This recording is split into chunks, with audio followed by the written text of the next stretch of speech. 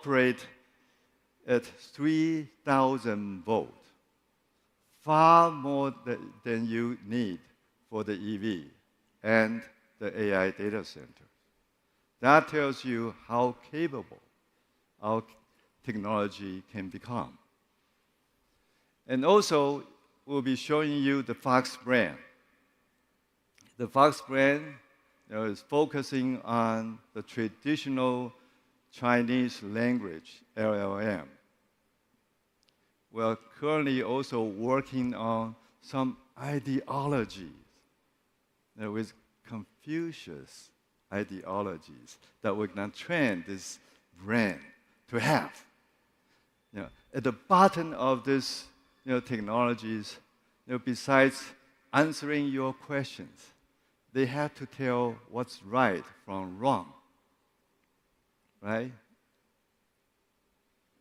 So, and that's very, very important. And so far, the LLMs, they tend not be able to tell you what is right, what is not right. And with our research, hopefully in the future, the system is able to tell you from the Confucius ideology's point of view what is right and wrong. So I think that would be amazing, right? So in the future, you don't have to worry too much about your kids, asking questions and they answer it in a way that you are not able to accept. Okay. So these efforts, all the efforts that I just mentioned, Foxconn keeps moving up the value chain to have a faster, deeper, and more forward-looking. When we share and collaborate and strive, we don't just build products.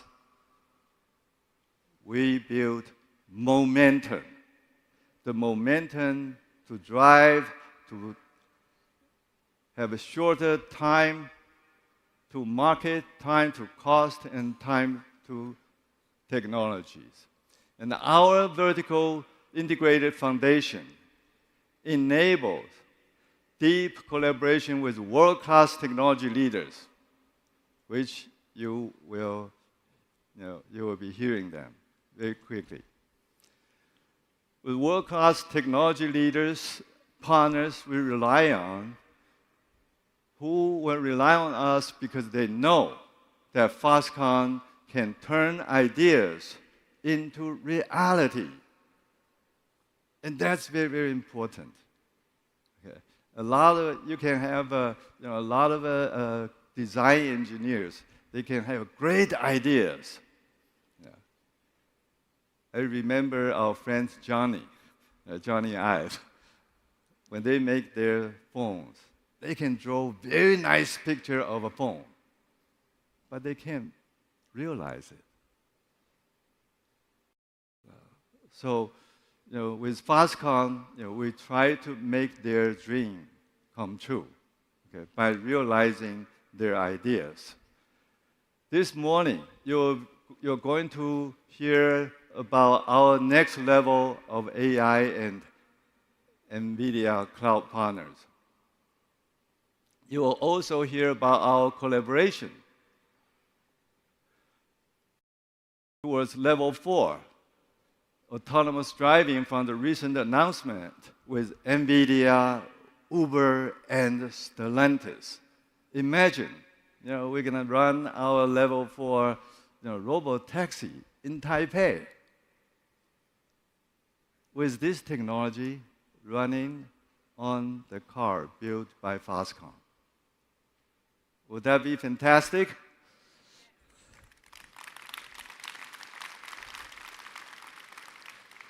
With IBM, we'll look at the quantum technologies, okay, and also the AI together, which can elevate the future AGI. Okay.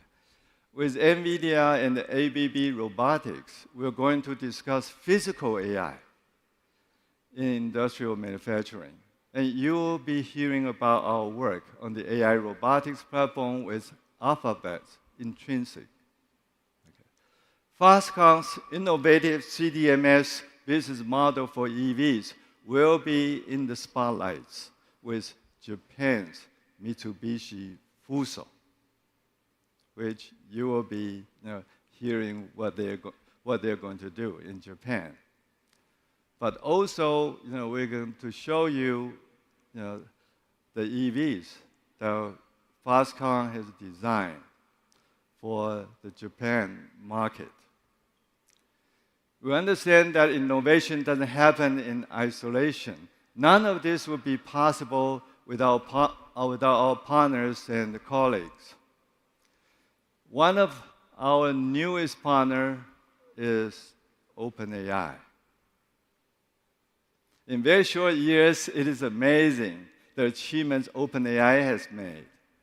You will hear from Sam. You will hear from Sam himself. But he is not present in person. He has a video recording from him about strengthening the supply chain with a new class of AI hardware together with Foxconn. I can't wait to hear about all the powerful partnerships to kick off our fantastic lineup this morning. Let me welcome my great friend, Alphabet's Chief Product Officer of Other Bets, Hiroshi Lockheimer. Thank you, Young, for that warm welcome. I'm very excited to join you all at Hon Hai Tech Day. Foxconn is an important partner to Google and Alphabet, and our collaboration has helped bring to life some of the most important technological innovations of the past decade. We're grateful for the close partnership and are proud of the great products we've built together. AI is a once-in-a-lifetime technology. We're still in the early days, but we believe AI will be the most profound shift of our lifetimes. It will spur innovation, opportunity, and growth in industries and economies around the world, fundamentally shaping the future in exciting ways. Our partnership is at the forefront of this innovation as we bring together Alphabet's world-class AI and Foxconn's pioneering 3+3+3 strategy to unlock new opportunities. First, smart manufacturing. This is a really exciting space, and we're working together to combine our advanced AI and robotics platforms with Foxconn's deep manufacturing expertise. Together, we aim to build the factory of the future and solve the most difficult challenges in industrial automation and production. We have exciting developments to announce, so please watch this space.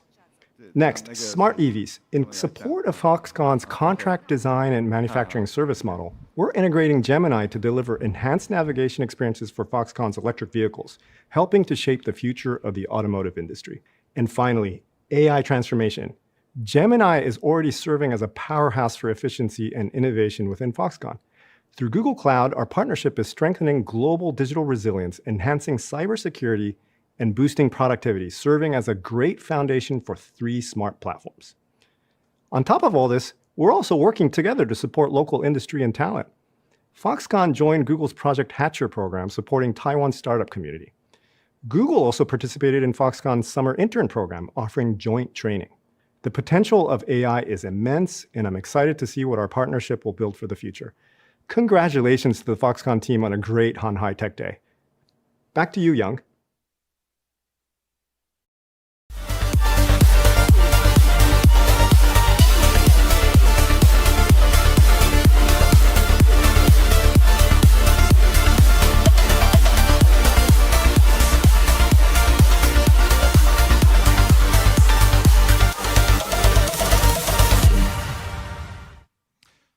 Ladies and gentlemen, what an incredible way to start this year's Hon Hai Tech Day.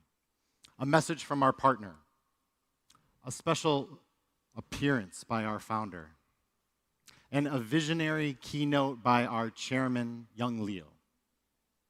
It would thus only be appropriate for me to introduce our next speaker, the CEO of Vision Bay, my friend, Neo Yao.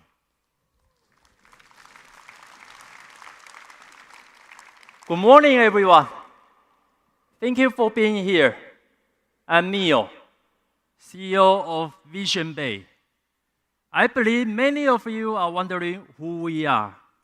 we are a unit of Foxconn, but you know us better as a trusted NVIDIA cloud partner, responsible for massive AI factory being constructed that produces intelligence. In simple terms, we are talking about a huge amount of compute power. It is not only the essential energy driving the next generation of AI innovation, but also an important engine of Foxconn's three major platforms: smart manufacturing, smart EV, and smart city. Do you remember the news from last month? Foxconn just announced a $1.4 billion investment in AI data center. Well, our chairman entrusts me with that big numbers. And suddenly, I found my personal valuation just jumped to $1.4 billion. That is amazing.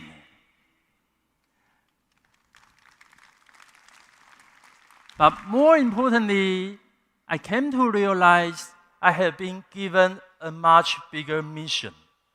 That is to drive the second growth curve of Foxconn's AI business. Today, I'm pleased to announce that we plan to deploy 27 megawatt with GB300 in the first half of next year. That will be the largest advanced GPU cluster in Taiwan, and also the first GB300 AI data center in APAC. Let's take a look at the video. The question is not whether the age of AI will change, but how quickly we will shape that revolution. Can we accelerate a future where intelligence fuels your creativity and breakthrough success? At the intelligence epicenter, we turn vision into reality. The AI native powerhouse drives what's next. Vision Bay, a trusted NVIDIA cloud partner in Taiwan, fueling the AI factory that powers the innovation. High performance, reliable, and cost-efficient cloud for every AI frontier.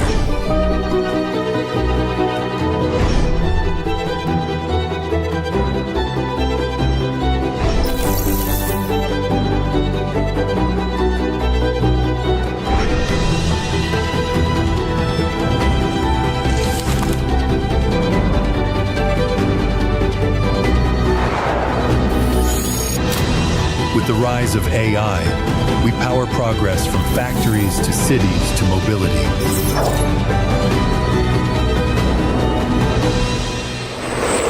Where AI pioneers converge and co-create, building a sovereign AI state, empowering an AI native era. Smarter, faster, together. Awesome, right? When we look back at human history, we see our journey evolve from muscle, the age of stone, to machine, the age of industry, to connection, the age of information, and now to intelligence, the age of AI. AI will once again reshape how we live and how business operates. AI infrastructure will be the fundamental of this momentum. By 2030, global AI infrastructure will reach $5.2 trillion. That is incredible numbers. And AI compute demand from 2025 to 2030 will grow 3.5 times. What does that mean? That means AI will be one of the most valuable industries of the future. So we will start from Taiwan, building a complete sovereign AI solutions to empower the whole AI ecosystem development across Asia.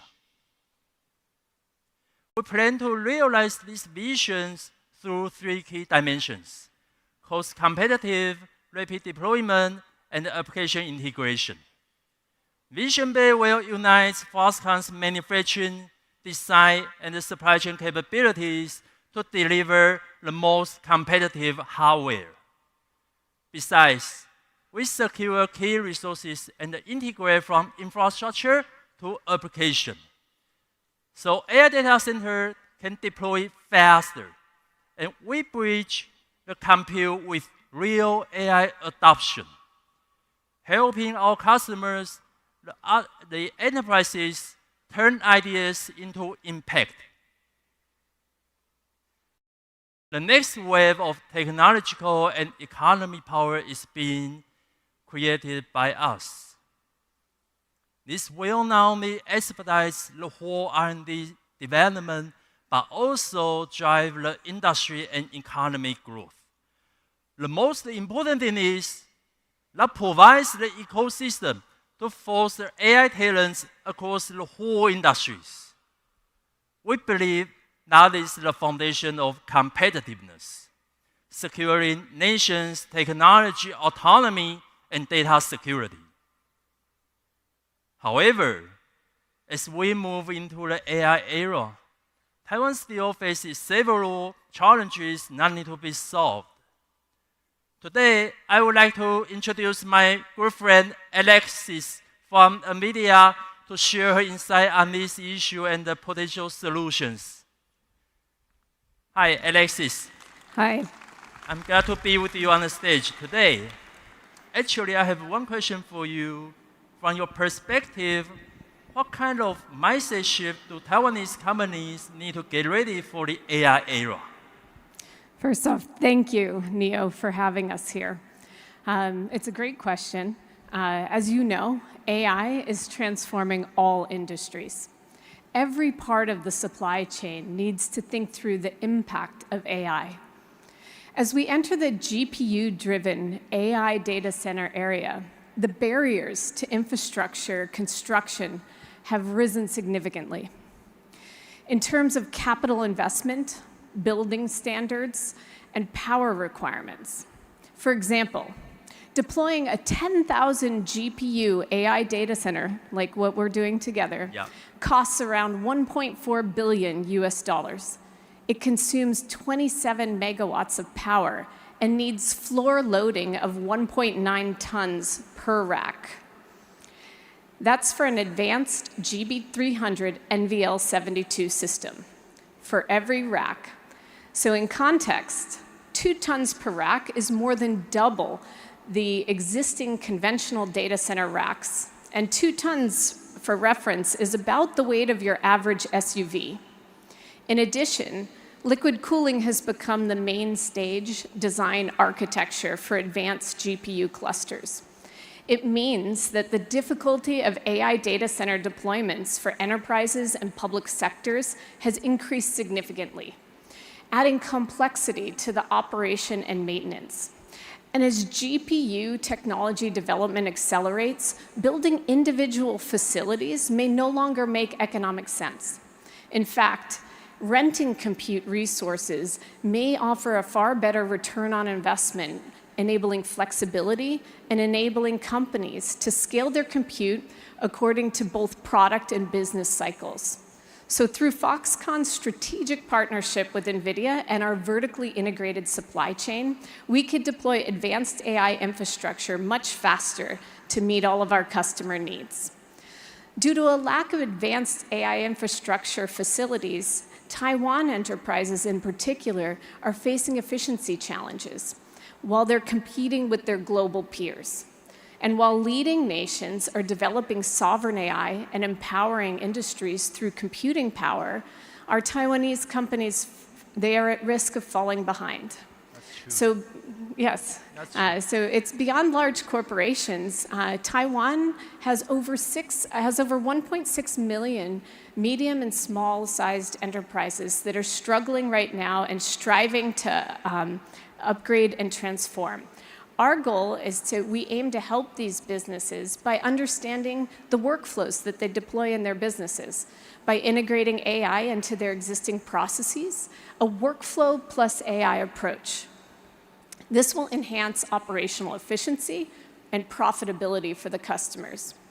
Currently, Most AI cloud computing data in Taiwan requires the use of overseas computing resources. This, as we've suggested before, this exposes a potential security risk to Taiwan's enterprises and government. Therefore, we plan to build a secure local computing center in Taiwan together, which is the concept of sovereign AI. This allows Taiwan's domain knowledge and key technology data to remain local and ensure data security. NVIDIA and Foxconn's goal is clear. We want to build a fast and easy-to-use, cost-effective AI solution. In the future, we'll further integrate server manufacturing, facility deployment, and operational capabilities to ensure not only a faster time to market, but optimal compute performance and energy efficiency. Vision Bay will also build an NVIDIA-centric marketplace platform, integrating other strategic partners and Foxconn's AI application so that all industries can easily integrate AI into their workflows. Combining facilities, operations, and AI application platforms, Vision Bay is able to strengthen their position as a leading AI factory solution provider. So Neo, what's your next step? Alexis, thank you. Actually, we have seen a lot of opportunities in AI. We are committed to building the complete AI ecosystem and expand to the world. We welcome more partners to join us on this great and exciting journey. Let's build AI future together. Does that make sense? That makes sense. I can't wait to see what Vision Bay achieves next, and I'm very proud that NVIDIA can be a part of it. NVIDIA has gone through a similar transformation. We've transformed from a graphics chip company to a systems company, and then to a data center company, and now an AI infrastructure company. We've repositioned ourselves from a technology and GPU supplier to a foundational provider for AI compute platforms and infrastructure. In some sense, it represents a more expansive view of our entire value chain, and we're empowering organizations with AI factories, but also building the foundational infrastructure for AI factories, encompassing GPU clusters, software ecosystems, global data centers, power grids, and investment partners. So it's partners like Foxconn and Vision Bay from Hon Hai Group that are becoming more critical than ever before as we enable a broader set of partners to join us across the AI infrastructure ecosystem. You already have deep relationships in world-class manufacturing, supply chain, and more, which will be critical as we continue our AI mission together. Good. It is an honor to be here with you and share our vision for the future. So let's do it together. Yes. Thank you. Thank you. Thank you all for the listening. Thank you, Neo. Thank you, Neo. It's a really nice job. Ladies and gentlemen, our conversation on artificial intelligence does not stop there. So it is my pleasure, and if you can please welcome with a very warm, roaring applause, Jesse, the head of AI and quantum computing for Hon Hai Technology Group. Morning, everyone. Our esteemed founder, chairman, and all distinguished guests here. Good morning. My name is Jesse Chow. Great to see you again. I see many similar faces here. My name is Jesse Chow, and I'm the head of AI and quantum computing from the corporate business development. 2 years ago, our chairman and the man, Jensen Huang, were on the same stage in Hon Hai Tech Day. I still remember it was the first time they started mentioning these magic words, AI factory. Back then, everyone talked about what AI factory really was. It sparked a lot of lively discussions.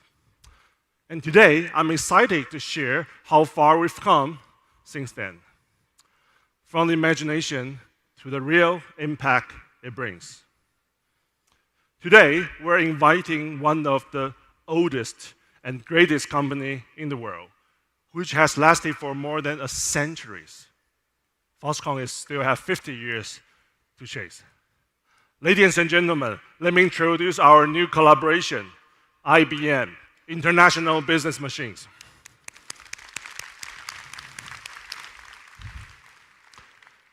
Why IBM? Why IBM in the AI industries?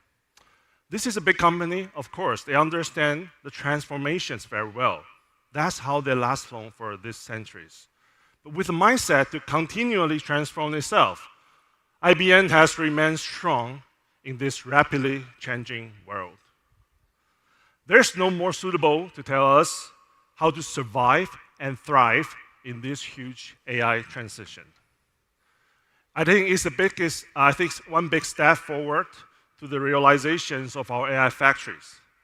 As for the next step, we will need to bring AI factories to everyone, to the enterprises, to all the startups, to the developers, and even to the governments. We're invited our strategic partner to tell us more on AI for enterprises and how to collaborate in this space.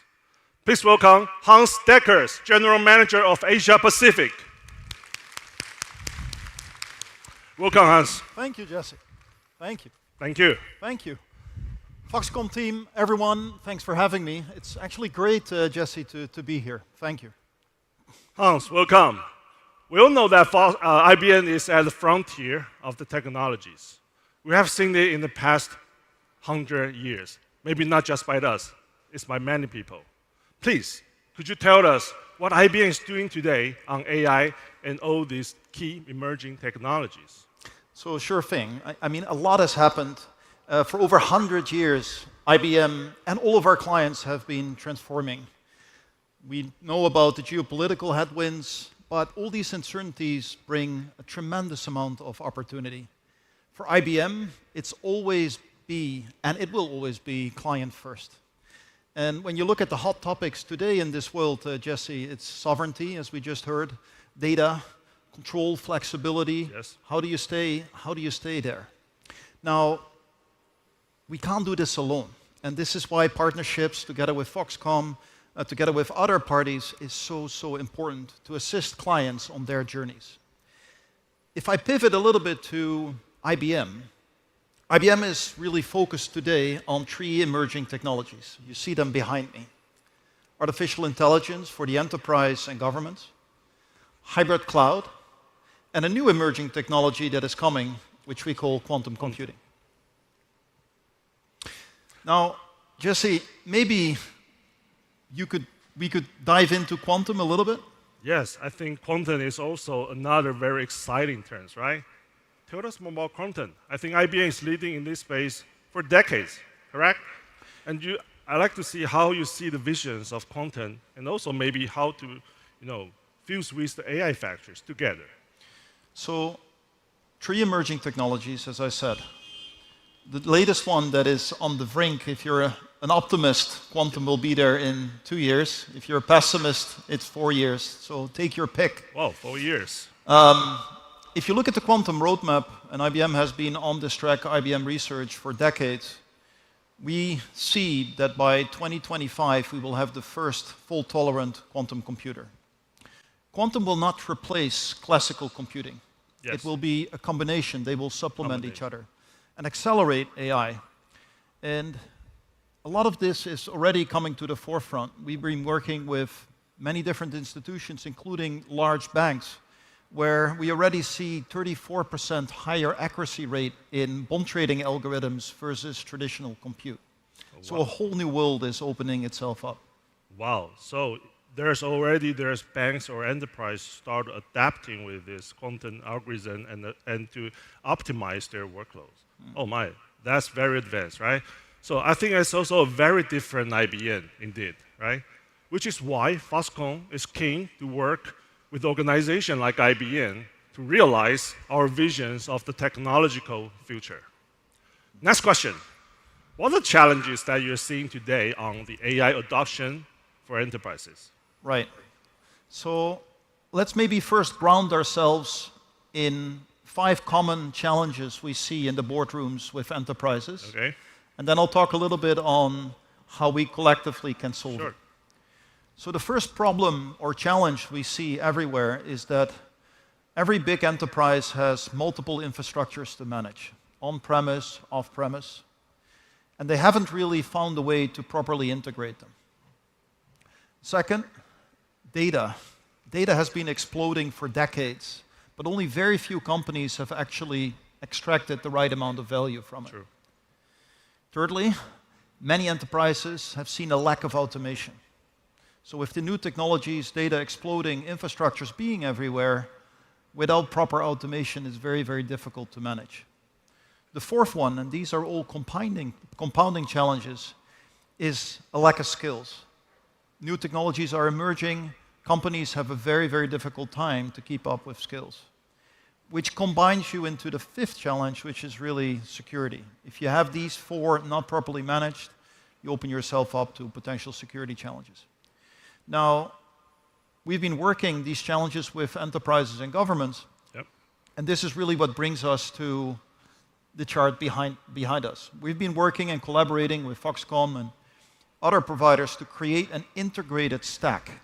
So at the bottom, you'll have infrastructure and AI compute. Then you'll have a hybrid cloud layer using Red Hat OpenShift, a very open platform. Then really it's a data layer that we've been adding using open source software, where really the data of our clients is the data of our clients. Then we built AI models, very specific, unique models, domain specific for the enterprise. Yes. We then provide orchestration for agents, but also for assistants. And that all comes together in what we call a collection of use cases. And those use cases is ultimately where enterprises extract the value. These use cases will be the AI factory, as we're discussing. AI App Store. AI App Store. AI App Stores. That's interesting. I really like the word, AI App Stores. We're starting with AI like a tool. We try to do something on top of that, and of course, to enhance the efficiency of the enterprises. So I have to say, very few technology providers have these horizontal views like IBM, right? So to provide a comprehensive approach towards AI value creations. But how do you go about helping enterprise utilizing these technologies? Right. So in the last, I would say, 2 years, we've been applying a lot of this technology that I just talked you through to ourselves as an IBM company. We're a very big enterprise, operate in 170 countries, and we've been applying this to ourselves, and we call ourselves Client Zero. Client Zero. Now, we applied this technology to our workflows, to our processes, and what we've realized, and we see this with a lot of our clients, we're all organized vertically. We're organized by geography, organized by product. We're very siloed in nature. It comes from an old GE setup post-Second World War. And everything we have in the enterprises from an organizational setup is vertically. Yep. But when you really look at unlocking AI, you have to take a very horizontal approach, almost a workflow approach. Yep. And the approach we've taken and we've distilled from it is eliminating first operational complexities, simplifying end-to-end workflows, then automating all of the manual tasks, and then we start with infusing AI across all operations. Many clients, Jesse, start at step 4. They forget the first 3. Wow, you basically started AI transformation from yourself. No. That is cool. But what other learnings do you think we can adapt to bring this to the AI factories now we are creating in Taiwan? Can you talk a bit about more on these IBM Client Zero use cases? All right. So again, over the last few years, we've been applying this technology to ourselves, and we've been able to save in productivity gains $4.5 billion. $4.5 billion? $billion within the IBM company. Within the IBM. Wow. And we should have applause here. Oh my gosh. 4.5 billion is money saving. Now, we've implemented AI across 70 workflows, enterprise workflows that cut across all of these silos. This is where you really can extract value for the enterprise. We're very optimistic about what we could do together with clients using the AI examples and the factory we just talked about. And it really sets the right foundation for culture, platforms, governance to drive success. We've been able to do it in our company. We're doing it with clients. And I believe with the right partnerships, we can bring it to the rest of the world. Thank you. I think applying this client zero approach is really a smart idea, which makes this use case more persuasive. It just needs by you and change the ways of working. And that's how they tell you, the IBMs tell you, and we tell you together that how we change things. To wrap things up, I want to talk about the future. What's your view on the impact of Foxconn's AI factory to our clients? Our clients here, right? The ecosystems and also Taiwan. I think applying client zero approach, these use cases, is allowing all of us, right? Enterprises, governments, the ecosystems, companies in Taiwan, but also outside, to really take all of that and be in a unique position to horizontally integrate the enterprise and therewith extract massive value from all of these technologies. Cut across the silos.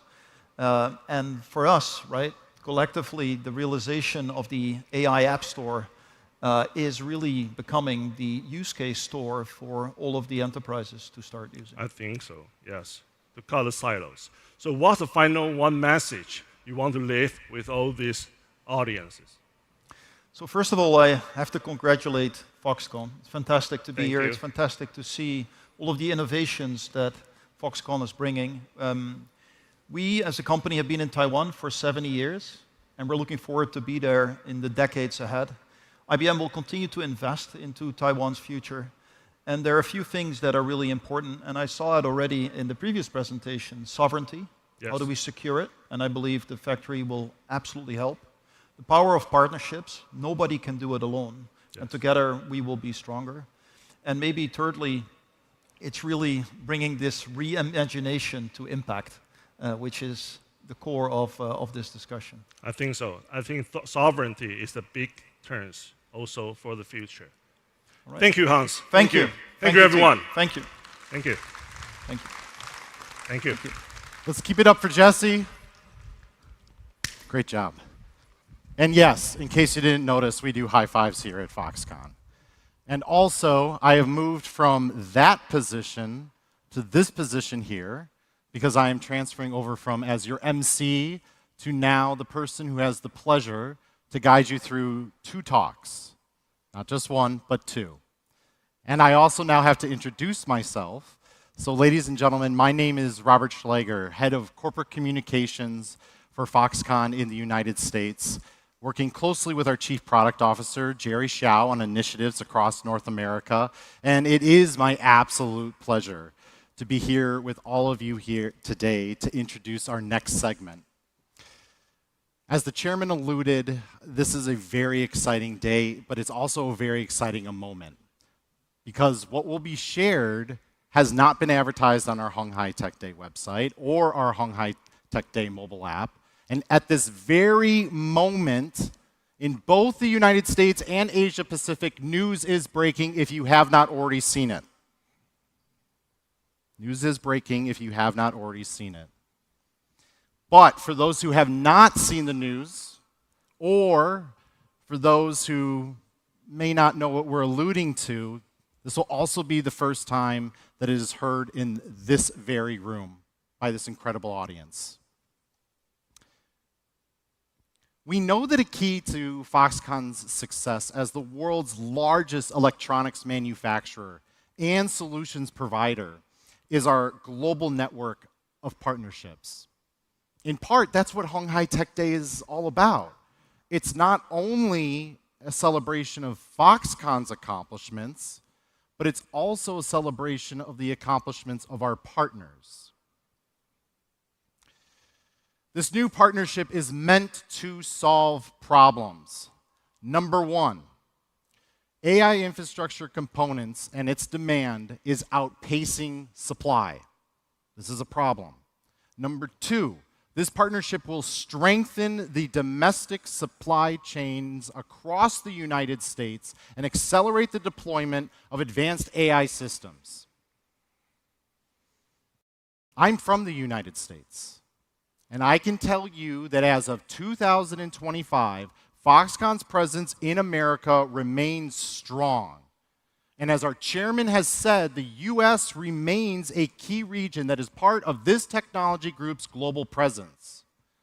Over 6,500 men and women in the United States work at Foxconn with manufacturing operations in 6 states.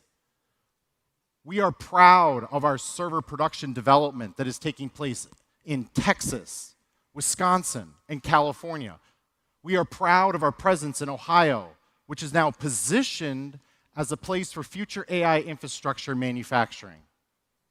And we are proud of the Foxconn employees who work in Indiana and Virginia. This partnership is good for our business in the US, our business globally, and is mutually beneficial. This partnership takes place with a company that we are all familiar with. This partnership takes place with a company that is a leader in foundation models for artificial intelligence, a company that is led by a visionary who continues to push the envelope of human innovation to deliver a product that brings our human race closer to new frontiers with tools that will also position Foxconn as a continued leader in the ICT industry. That company is represented here by a very special guest who will deliver the honor of introducing that visionary leader's video message and our announcement. So thus, without further ado, please give a roaring Hon Hai Tech Day welcome to Alex Brown, head of APAC, GTM, and partnerships from Foxconn's newest partner, OpenAI.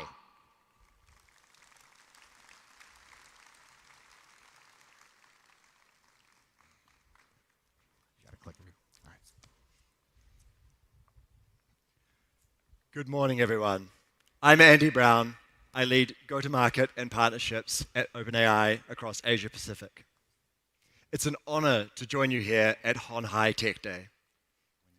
Foxconn is the world's leading electronics manufacturer, and we're proud to have today announced a partnership that will help strengthen global supply chains and meet both existing and future needs across the industry. The pace of progress in AI is accelerating, and demand for the systems and hardware that power it is growing just as quickly. We're excited for what we can create together as we explore what next-generation AI infrastructure will look like. To share more about this collaboration and the vision ahead, here is a short message from our CEO, Sam Altman. Hi, everyone. I'm sorry I can't be with you all in person for Hon Hai Tech Day, but it was great to be with Chairman Yang at our headquarters in San Francisco recently. We talked about the rapid progress we're seeing in AI right now, and we signed the new agreement that we're announcing together today. We are proud to work with Foxconn, the world's leading electronics manufacturer, to design and build the next generation of AI hardware in the United States. Demand for critical components in AI infrastructure is already far outpacing supply, and we expect that will only continue over the coming years. This agreement is about strengthening the supply chains to meet the existing and future needs across the AI industry. This field is progressing very quickly. Just 3 years ago this month, we released ChatGPT. Before that, a few people had used AI. Today, 800 million people around the world use our tools each week to learn, to create, and to build. And while AI is already bringing a lot of value to people around the world, there's huge potential ahead as the technology continues to advance, from accelerating scientific discoveries to increasing productivity across the global economy. As these models become more capable, they'll require new and more hardware to support them, new racks, new cooling, power systems, and more, and a strong supply chain behind all of it. To keep pushing the frontier, we need to build these new types of AI infrastructure hardware at scale, and I'm excited for that to happen in the US and with Foxconn. Foxconn's experience building complex infrastructure and hardware at massive scale makes them the ideal partner for this, and I'm looking forward to exploring together what this can look like. We'll share insight into emerging hardware needs across the AI industry, and Foxconn will use that to design and prototype new equipment that can be manufactured in America. The hardware that powers advanced AI infrastructure will play an important role in ensuring this technology is widely accessible and benefits all of humanity. As we look to 2026, I see extraordinary potential ahead of us. This partnership would not have been possible without Chairman Young's vision and deep understanding of AI and its potential. I'm incredibly excited about what this work will help create in the future as we work to bring AI's benefits to people everywhere. Thank you.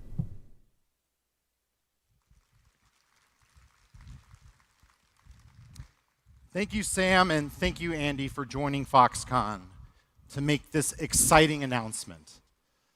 Thank you for your collaboration, and thank you for your visionary leadership to the future. Now, before I begin my second session, I am going to need a little bit of audience participation. So I hope we're ready. But by a show of hands from the thousands of people who are here in this audience today, and don't be shy, how many of us have a 5-star Uber rating? Oh, okay, so Seki, we got one. Jesse, I see a few in the back. All right, that's good. That's really good. I have to admit, as I was coming here this morning, taking an Uber to this convention center, I did check my Uber rating, and it's not a 5-star. I don't even want to tell you what it is. But it is certainly my goal to deliver for you a 5-star talk, and we at Foxconn would not be able to do that if it were for this 5-star audience, our 5-star partners, our stakeholders, and a gentleman who I'm going to introduce very shortly. 3 weeks ago, Foxconn, with global partners Stellantis, NVIDIA, and Uber, announced an MOU that will steer us closer to a future of autonomous mobility. Or put another way, a world whereby all of us can access reliable and safe robotaxis, a self-driving rideshare. We are familiar with who these players are and what they bring to a partnership. Stellantis, with global vehicle manufacturing know-how. NVIDIA, and their autonomous vehicle development platform and software purpose-built for L4 autonomy. And then there's, of course, Uber, with their operational experience managing massive ride-hailing networks, accounting for billions of trips worldwide. Such scale is incredible and a crucial element to this partnership. Ladies and gentlemen, autonomous mobility remains a strategic priority within Foxconn's electric vehicle program. More so, autonomous mobility is a core to our pursuit to provide and contribute to the future of smart cities. But what is Foxconn's role in this initiative? The answer is consistent with something that we have heard throughout this entire morning. Wherever you look, no matter what stone you turn over, when it comes to artificial intelligence, Hon Hai Technology Group is a force, and Hon Hai Technology Group has a seat at the table doing its part to manufacture AI infrastructure that enables industry to accelerate innovation. In the case of robotaxi, the AI that makes the product autonomous is enabled by Foxconn's AI infrastructure hardware. This collaboration demonstrates that Foxconn is your turnkey solution and system integration partner. Foxconn can enable OEMs to bring robotaxi products to market with faster time to market while optimizing time to cost by the nature of the role we play in supplying the world with AI infrastructure. AI infrastructure is not always something that we can touch. AI infrastructure is not always something we can see. When AI infrastructure works and it supports an ecosystem of partnerships that renders a product or a solution that does work, that's when all of you can trust that existing and new customers will continue to ask Foxconn to be their trusted partner. The theme, after all, of this year's Hon Hai Tech Day 2025 is accelerating imagination.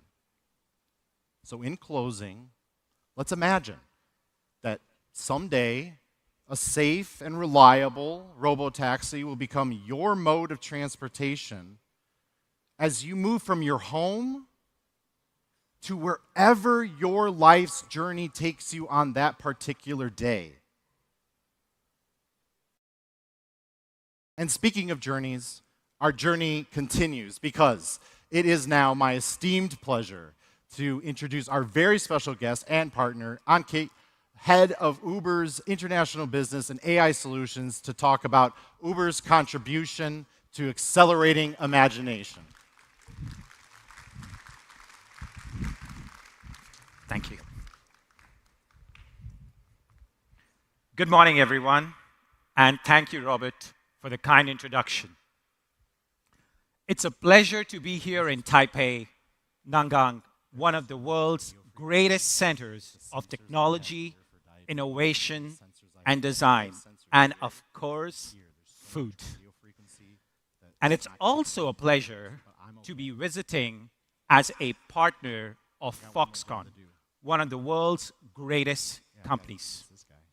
Like many of you, I feel I have grown up using products built by Foxconn, devices that have powered nearly every modern digital experience. The scale and energy of this conference reflects this legacy. This year, Tech Day comes at a very special and exciting time. As Robert mentioned, just last month, Uber, NVIDIA, Foxconn, and Stellantis came together to announce a partnership that will help write the next chapter in the world's autonomous future. Together, we are combining world-class hardware, AI, and platform expertise to accelerate the responsible rollout of autonomous mobility. It's early days, but the potential is extraordinary.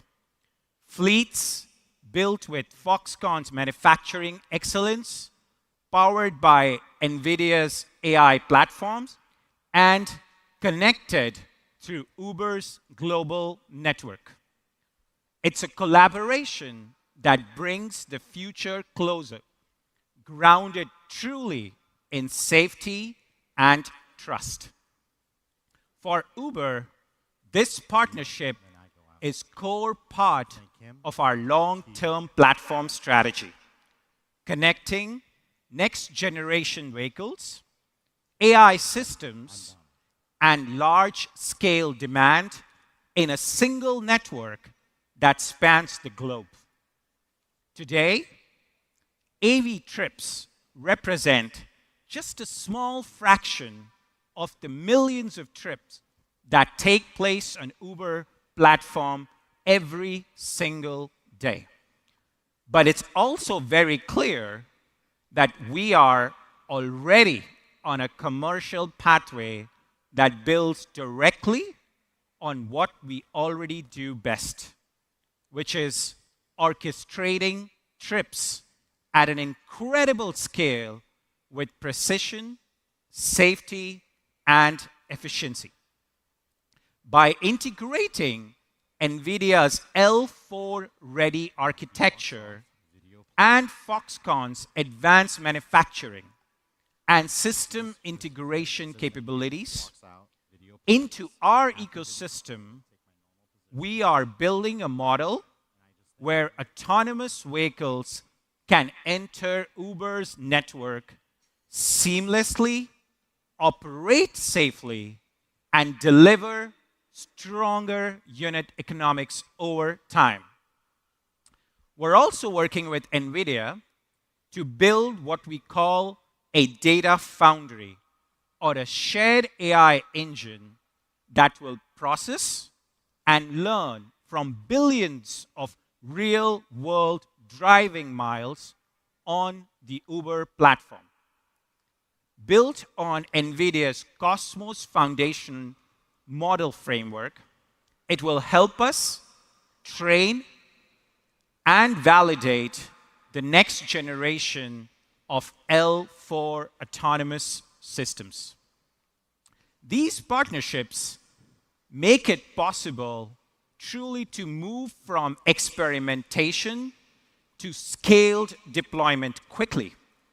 They align perfectly with our strategy to make Uber not just the largest mobility network in the world, but the smartest and the most capital efficient one.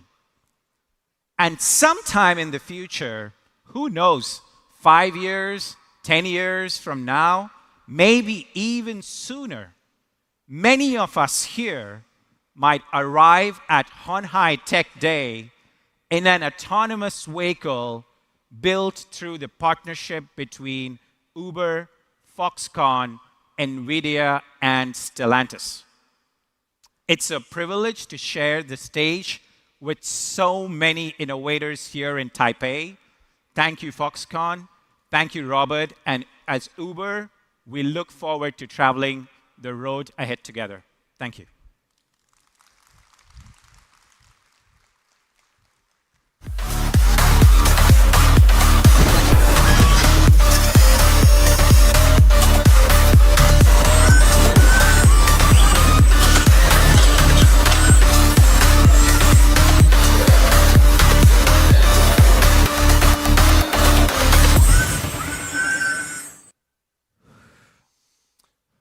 Thank you, Uber.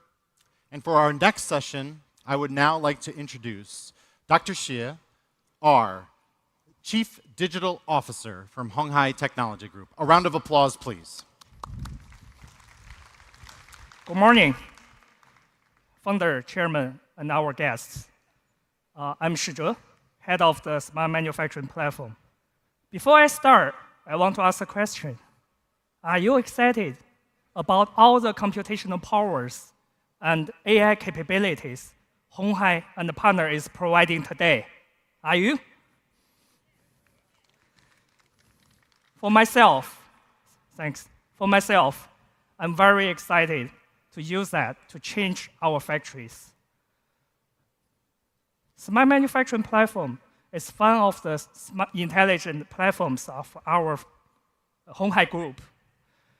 The core of the platform is a super brand powered by our AI factories, the engine of the AI-ready platform that powers 3 cutting-edge capabilities, which is manufacturing AI, agentic AI, and the physical AI. Together, this enables the deep integration of generative AI across Foxconn's factories. Now you see, we are building intelligent solutions based on the smart manufacturing platform for our factories. For example, here you see, we have 8 different applications.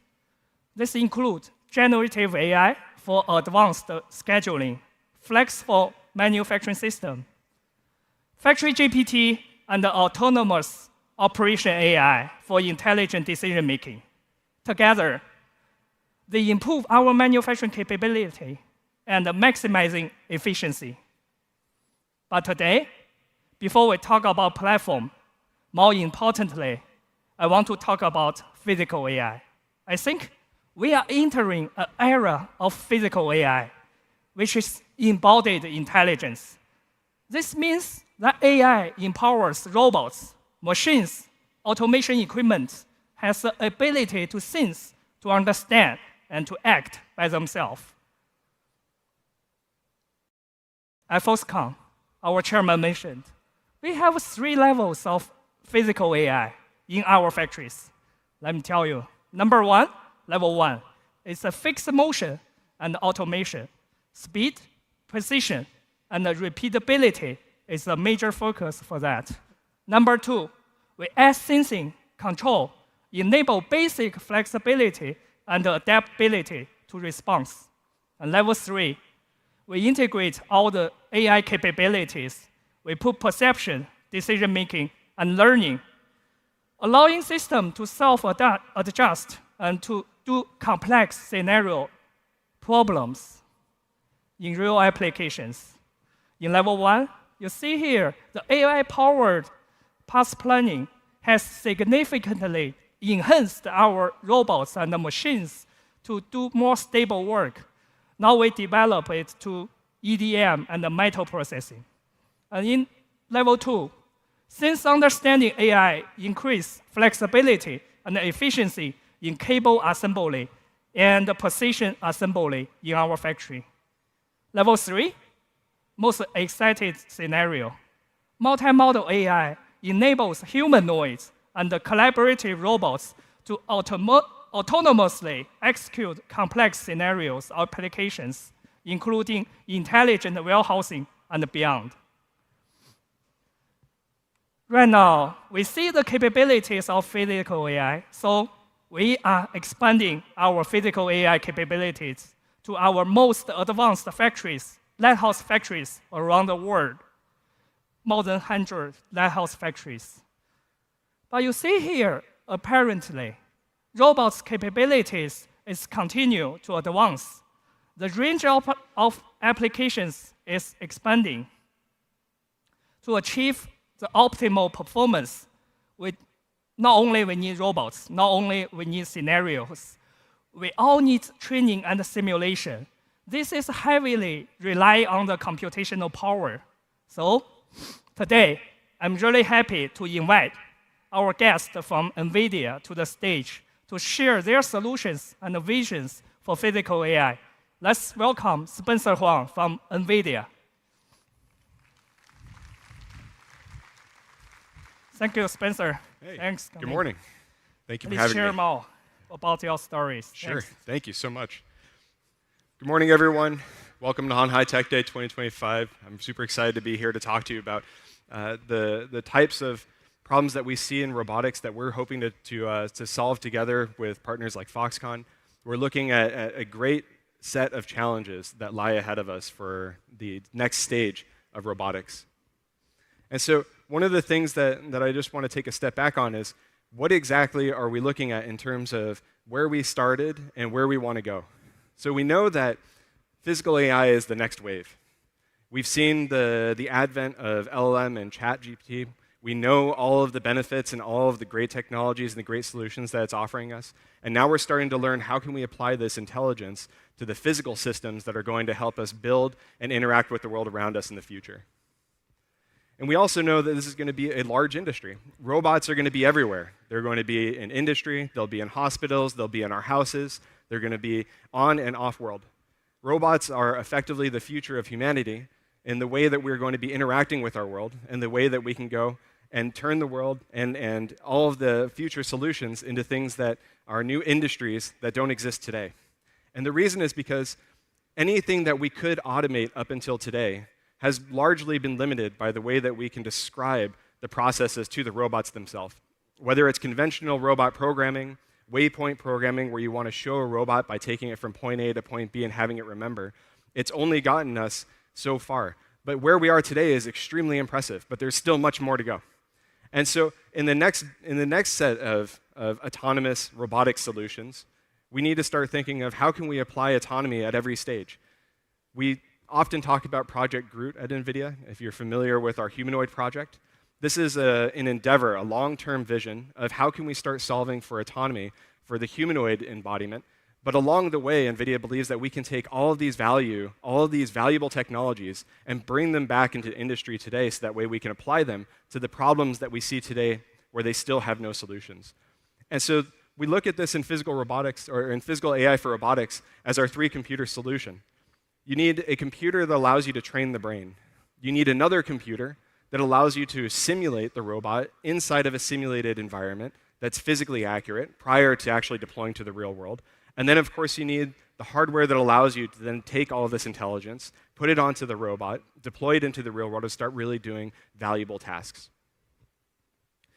But one of the main challenges still holds us back is going to be data. And we've heard about it in a few previous speakers. You're going to hear about it probably all throughout the conference. And the reason is because physical AI is inherently at odds with the corpus of data that we started with for LLMs. When we started with LLMs, we had the luxury that humanity has written down and recorded our history for most of our lifetime.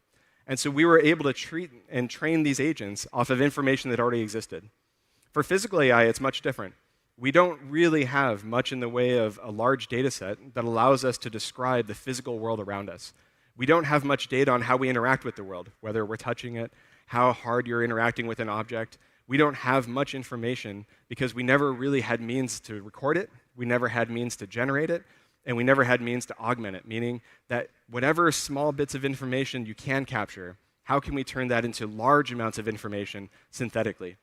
And so we look at this as the robotics data challenge. When you think of ChatGPT 1.0, pre-training was essentially taking all of humanity's knowledge and baking it up into one initial, the very, very first baseline for what we'd consider large language model intelligence. But for physical robots, we're still not quite there. When we think of physical AI, we think of what are the types of atomic skills that we're going to require in order for us to have useful robots doing useful tasks in complex environments. And unfortunately, we still don't have that today. And so we're fighting on two fronts. One, we need to be able to capture data that allows us to build up a baseline that gives us general autonomous intelligence. That way, we can start post-training all of these baseline intelligence to be doing more vertically specific tasks, things that are going to be much more complicated, like industrial manufacturing, right? Everything that we're going to be talking about for smart manufacturing is absolutely on this extremely specialized tasking side, because it's not just general pick and place. You're not just picking an object up and putting it down, but you need to do extremely high fidelity, extremely accurate assembly tasks. You need to do extremely precise manufacturing tasks that have to be predictable, safe, and easy to deploy at scale. And so what we build at NVIDIA is a platform called NVIDIA Isaac, and we've broken it up into essentially three core parts. The first is that we believe that you need to have these open robot foundation models. When we're working with Foxconn, we want to be able to bring a baseline intelligence for the types of tasks that are going to be applicable within the factories themselves, within the manufacturing lines themselves. It can't just be trying to retrain these models from scratch every time that you're trying to add a new task. There are simply too many tasks, and there are too many different areas that we need to apply it to. So first, we need to have a baseline intelligence. But how do we get there? We need to have simulation platforms and robot learning frameworks that allow us to train these robots and to train these skills inside of simulated environments at scale and faster than real time. If it takes a human 18 years to get through high school, another 7 years to get through school if you're going through a bachelor's, master's, and even further if you're going to a PhD, you've already spent 20-odd years just trying to learn how to get to your baseline. If we need every robot to go through 20 years of learning before it can actually become useful, we are already too far behind. And so this is where simulation really brings us this answer. The ability to simulate a robot is the same thing as saying, I can simulate something at faster than real time. How can I train a robot in 20 years' time but only spend a few hours in real time? And this is how we end up with scale. Not scale on compute, but scale on tasks. And so you can think of it in two ways. One, the amount of tasks that are required for us to do valuable tasking inside of these industrial spaces is extremely large. And it doesn't just start with basic tasks. You have to create these compound, extremely complex tasks. And so one, the task is really complex. On the other side, in order to capture all the data for each of these tasks, it is exponentially greater than the tasks that you have. And the reason is because a single task can be applied to many different environments. When you're looking at a chef, they don't just know how to cook in one kitchen. They can cook across many kitchens, across many different domains, across many different regions. And so the skills themselves are transferable. And so this is why we need to have simulation platforms and these robot learning frameworks to allow us to train these skills, then apply them to all these different domains prior to actually deploying them into the real world. But in order for us to actually scale out all of the data and all of the simulation work that we have, having the foundational technology is not enough. We need to be able to have new ways of capturing the data and taking the data that we capture and multiplying it in simulation, and then augmenting this data in simulation to give it more diversity, so that way that we can build up this data set. And so all three of these are essentially trying to solve for one of the problems that we were already blessed with in the beginning of LLMs, which is we didn't have the data that LLMs have, and so we have to build it ourselves. And so this is our way of trying to solve for this data gap, trying to save for the data problem by creating a set of platforms that allow all of us together to be able to generate and capture the data that's required in order to build out these necessary skills. But unfortunately, we can't just do that alone. NVIDIA is a platform company. We believe very, very heavily that we need to work with the ecosystem, and it makes even more sense for us to do this with robotics. And why is that? Because every robot that you're going to deploy, every task that you need to train and then deploy into a manufacturing facility is going to be dependent on so many different partners throughout the value chain. Whether it's the robot OEMs, the end effectors, the people that are making actuators, those that are simulating the platforms, bringing this to scale in cloud, all of these come together because as an ecosystem, we're able to start solving for this grand challenge.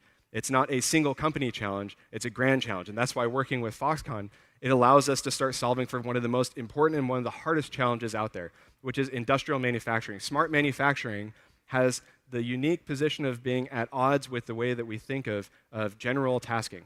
So think of it like this. If you go on the internet, almost everything that we see that is common to our daily life, we could train to have a robot go into our house and maybe help us clean our house. But when you look at all the fantastic technologies that Foxconn is working on, but the complex processes that go behind those technologies, none of that information is available on the internet, which means that we have to build these data pipelines and these data factories ourselves. And so this is why it makes a lot of sense for us at NVIDIA and Foxconn to be partnering together to be building the next wave, the next generation of industrial manufacturing and robotics and autonomy. Thank you all. Welcome to Hon Hai Tech Day 2025. It's wonderful to be here. Impressive. Very impressive.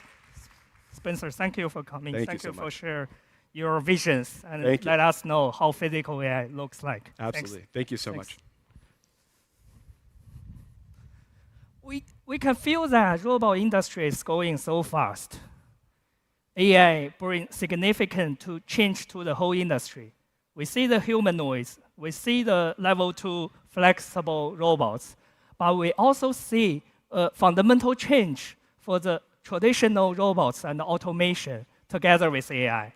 So now, I want to invite our second guest speaker to the stage to share their journey on the physical AI.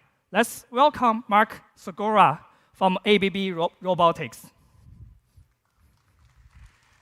Hello, Dr. Hey, Shi. welcome, Mark. Nice to meet you. A lot of change on the automation industry. Do you want to share more about your thoughts and your visions? Yes. Thanks. Stage Thanks is yours. Thank you. Thanks. Thank you.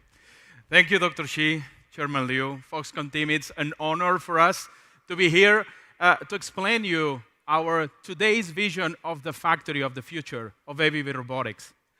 Why I say today's vision? Because we've been 50 years around, so we've been building many factories of the future over the decades. In fact, in 1974, a group of pioneers, Swedish engineers, were made aware that Intel had produced the first CPU, and they thought this can be the way and can realize what today is understood as a modern robot, electrically driven by electrical motors, microprocessors control robots. So over decades, we've been developing to a global leader in industrial robotics. Today, our portfolio spans from different types of robots, SCADAs, large, middle, small, parallel robots, a big number of cobots, autonomous mobile robots, and beyond autonomous mobile manipulators. We have close to 200 different mechatronic embodiments in our platform. At the same time, we've been developing software and adding eyes, adding vision, adding embedded force control, so our robots become more and more intelligent. Through these decades, where we were, as many robot companies, grown in automotive, we have also developed new factories for new industries in food and beverage. Since 2008 and 2009, the development of consumer electronics, later on in logistics, and today going in other frontiers like lab sciences and healthcare. As ABB today, we see two pillars for the factory of the future. On one hand, the autonomous and versatile robots. Robots that are beyond precision, safety, and accuracy to become intelligent, autonomous, and adaptable.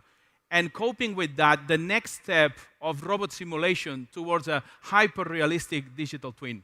The two things put together are enabling the factory that we are all dreaming on. So So let's start with autonomous mobile robot with a quick video. At ABB, we're creating the future of AI-powered robotics today.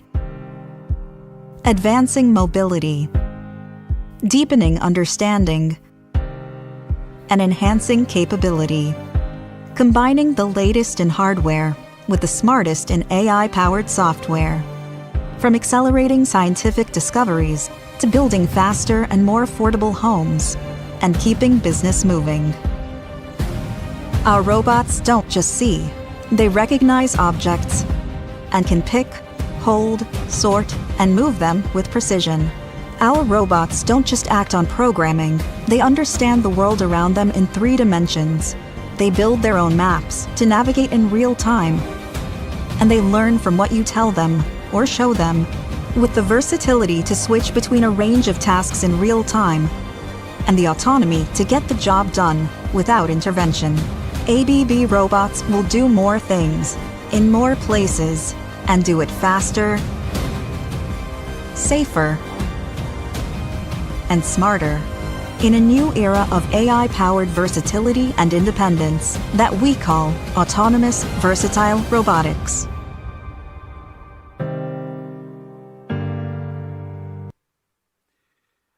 Autonomous versatile robots. Why did we choose this name? Because autonomy and versatility are not the same thing. And as people think now about the full-fledged robot that can do anything, in industry, return of investment matters. So we wanted to break down the concepts and making sure that we have individual products that you can put together to achieve the full autonomy and versatility. Autonomy is the capability of a robot to perform a task without human intervention in a changing environment. Robotics was about the structured environments. Autonomy is about unstructured and changing environments. While versatility is the ability of a robot to change from one task to another task without human intervention. When you put those things together, and of course including mobility, that's the vision we have for modern and futuristic robotics.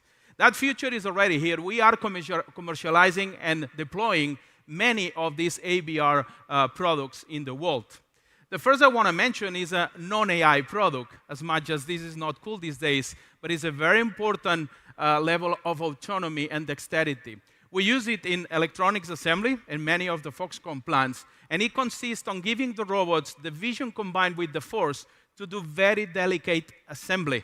Can you imagine what it takes to build the phones that Foxconn builds? Well, we do that combining vision, giving the robot the image of the part, having sensitivity on the robot with force control measuring the currents of the motors, and combining that at speed of milliseconds, be able to have that sensitivity like a human touch to assemble perfectly and seamlessly. That's already kind of degree of autonomy because you can cope with material variations, deformations, and still insert precisely.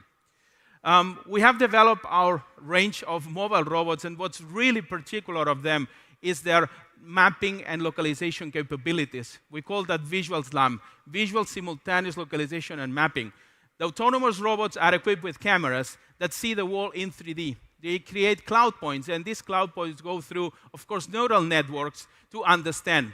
Not only do they have a very robust navigation that requires no infrastructure, you just open them and they go, but they are also sharing the plans. The fleet sees a common map.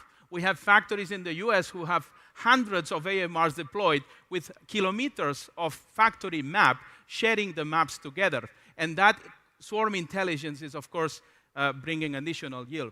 But not only that, when you give eyes to robot and brain to robot, the mobile robot also has a semantic understanding of the world. And that has very obvious applications. When a mobile robot, be without an arm or with an arm, has to navigate amongst us, if they would recognize that a person is a person or a box is a box and can put semantic attributes, it can take intelligent decisions. Simple ones like collision avoidance. If I need to avoid an obstacle, I'm most probably going to go to the non-animated object like a box versus going to a person, and so on and so forth. Visual SLAM is not only about localization and mapping. The visual navigation is enabling all these AI features. Another example of vision is what we launched is iMotion platform. Robots need to have eyes. Vision is a default capability of robots, but we know what we dream of and we know what reality was. Integrating vision in robots was still today tedious task of calibration, program coding, and so on. This has to stop if we want to go fully autonomous. With the OmniCore iMotion, we have integrated in our RobotWare and Robot Studio platforms two things that need to go hand in hand. Seeing the part, vision, plus creating a collision-free path planning. That's very important because just seeing the object out of the clutter is not enough. You need to have automatically the robot creating a path to get there. And that's what OmniCore iMotion does. You've got robots moving, you've got robots seeing and creating autonomous, avoiding collisions. And of course, with the advent of generative AI, suddenly everything explodes. All this that is amazing just can be maximized. The first thing we are using, and you might have seen on the media, is to enable large language models to be used to talk to the robots. By talking to the robots, we lower the barriers of skills that are need to train and deploy robots because the language will be turned into programming code. And this is already something that is possible and that we are going to launch next year. All these things, of course, end up into the foundation models. We're using LLMs.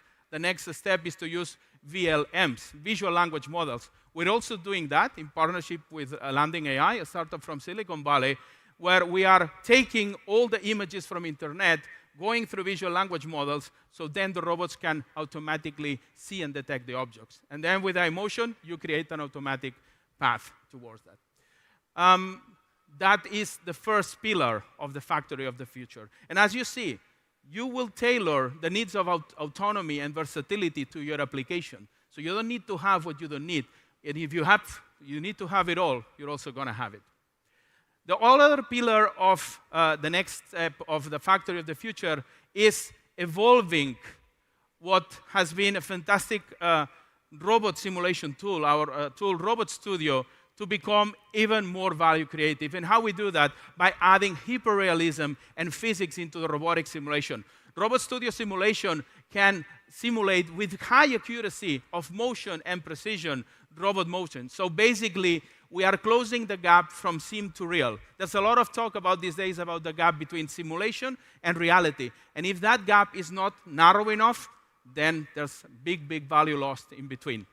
What we want to do is to enhance, working with some great partners, stay tuned for Q1, that Robot Studio incorporates properties of the physical properties of the material, so the product itself. If you're going to weld, if you're going to debore, if you're going to polish, we're going to have those physical properties so you can design offline and even prototype in line, which will shorten the cycle times. With this hyperrealism, we will improve the simulations. We will be simulating light, shadows. We will have synthetic data from virtual cameras. And with this, we shorten the time for designing. We enable more co-engineering. And also, we reduce the deployment time. We then also are enabled to train visual language action models, foundation models, and because with Robot Studio we have this fidelity, high fidelity of motion, then you get what you have simulated in the real. If you put the autonomous versatile robots and the hyper-realism together, then you get what is the vision of the factory of the future. If you put together the robot simulation, hyper-realistic one, you shorten the design cycle times, you improve the quality of the simulation so you can even avoid physical prototypes, so you cut cost, you cut time, you improve quality. But also, when you deploy that versatility of the robot that can cope with edge cases that you have trained in the AI of the simulation will allow the robot also to maximize yield. You don't have to worry anymore about material variations. You don't have to worry about incoming parts. You will be able to detect variances and work around them autonomously. When you digitalize all that also, and you've got this architecture of mobile robots with process robots, you can think about a very flexible factory. A factory that can scale up and down, where you can route the products to different process stations to produce different products in a very short time. Scalability in capacity, and at the same time, diversity of products. All digitalized with a digital twin and autonomous versatile robots, closing the gap from simulation to reality. This is our vision for the factory of the future, and we will be honored to work with all of you in making that happen. We've got some demos there and much more to come, but for now, thank you very much. Thanks, Mark. Thank Wonderful you, Dr. talk. Appreciate. Thank you. Thanks. I think Mark showed us the potentials of all the physical AIs. Very impressive work. I really look forward to work with his team to change the industry. Now you see what we've done.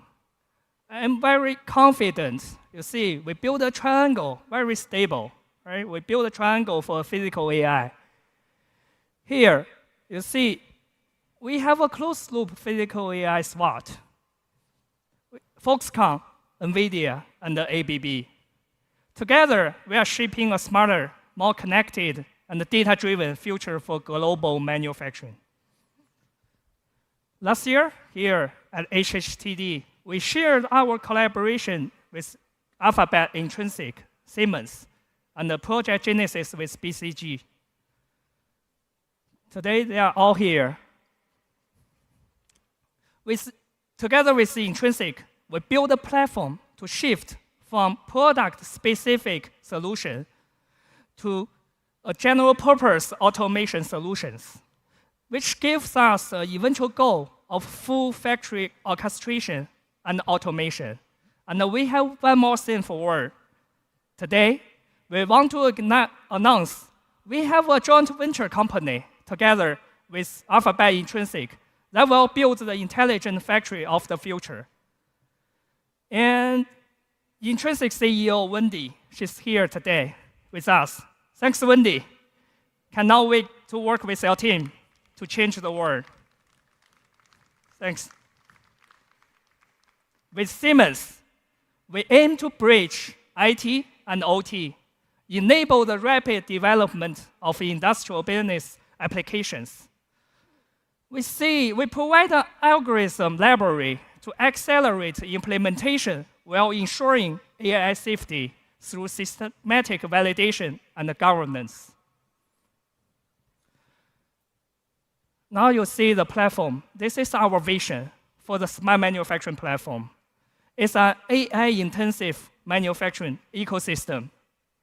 We established the Central Manufacturing AI App Store, bring together internal and external AI agents and applications. With BCG, our Project Genesis is gradually moving towards our goal. Throughout this journey, we feel we are simultaneously upgrading our IT/OT infrastructures, driving organizational transformation. Next, let's look at the video of the Project Genesis. Over the last 50 years, Foxconn has become the world's largest and most efficient electronic manufacturing service provider, anchored in deep expertise with over 1 million skilled technicians. Last year, we launched Genesis, Foxconn's AI-powered reinvention of smart manufacturing, redefining competitive core for the next 50 years, fusing advanced AI and next-generation robotics into our operations. This vision is already becoming a reality. AI agents are optimizing injecting molding equipment, SMT quality, CNC efficiency, and more domains, based in decades of know-how captured in knowledge graphs.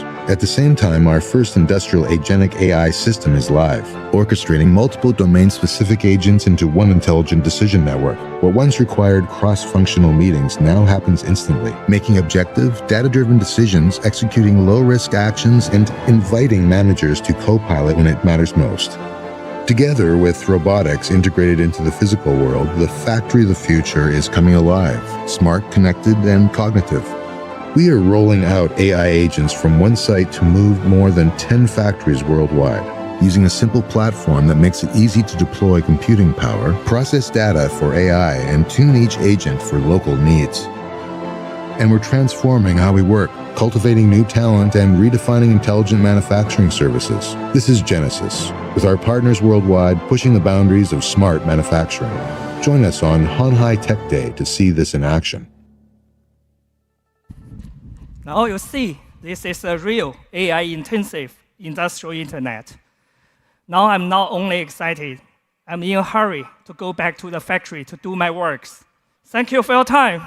I'm looking forward to work with you. Thanks.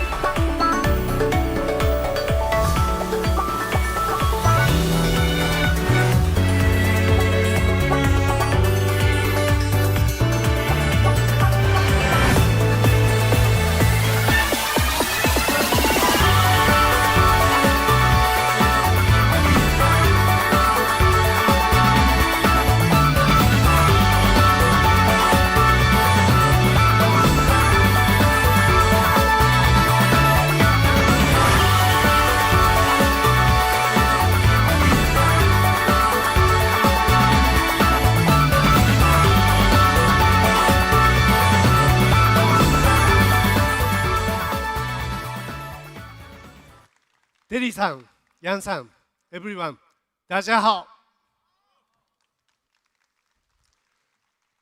Last year, Andy, chairman of Foxconn, introduced two reference designs of CDMS, Model D and Model U. Those cars sitting on front entrance. And this year, Model A for affordables, taxi versions, logistic version, and personal use. How do you think?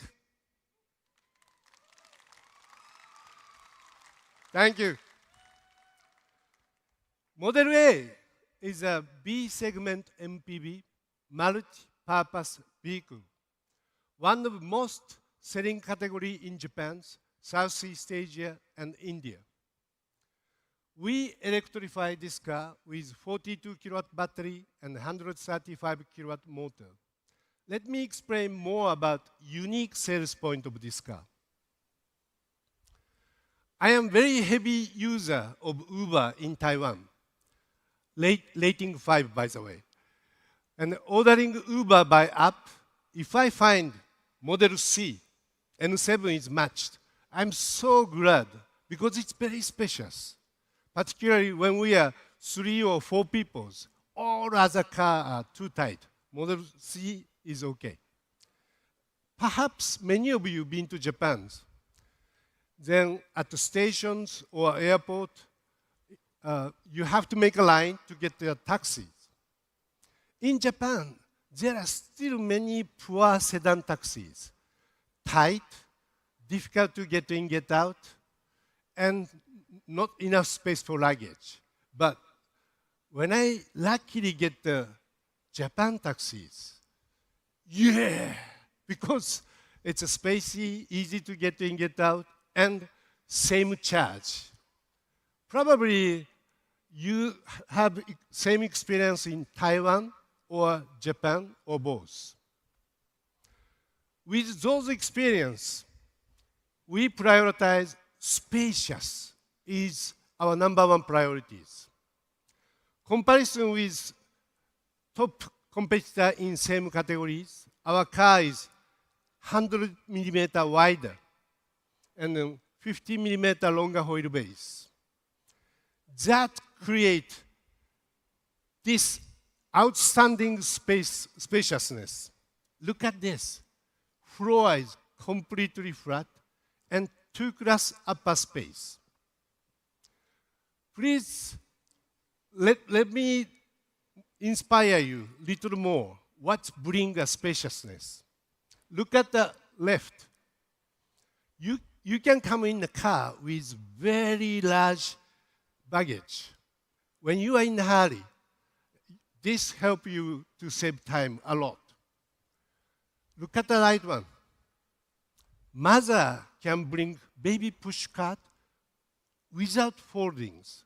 Imagine, it's raining. It's disaster for mommy. Mommy must put in a baby in the car, folding push cart, put in the luggage, and she have to do it again when she gets off. Pity mommy, very wet. But our car allow mommy to avoid all of those. MPV need to be spacey and convenient, but we are offering more space and more convenience with very affordable price. This spacious is consistent with Foxtron's lineups as Foxconn EV DNA. That's our unique sales point #1. #2, it's design. MPV need to be, MPV is a category chosen by usability, how easy, how convenient to use, but design is still very important for long lastings. For long lastings, too much accent is not effective, but simple and smooth, those are very important. Look at this side face.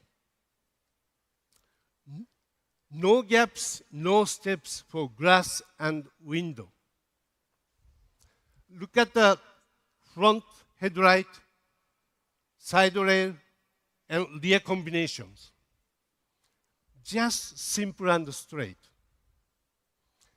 Even logistic versions, while we are providing extreme usability and tall height, all rounding edge from corners, switches, and panels, all are consistent. This is emphasizing Foxconn is ICT background EV builders. And this is also Foxconn design DNA, consistent with Model T and Model U. USP 3 is a performance. We are adapting very strong sharp technology motor and batteries. This is motor, 6-in-1, 135 kilowatt. Uniqueness is revolution, 18,000 RPM with over 13 reduction rate.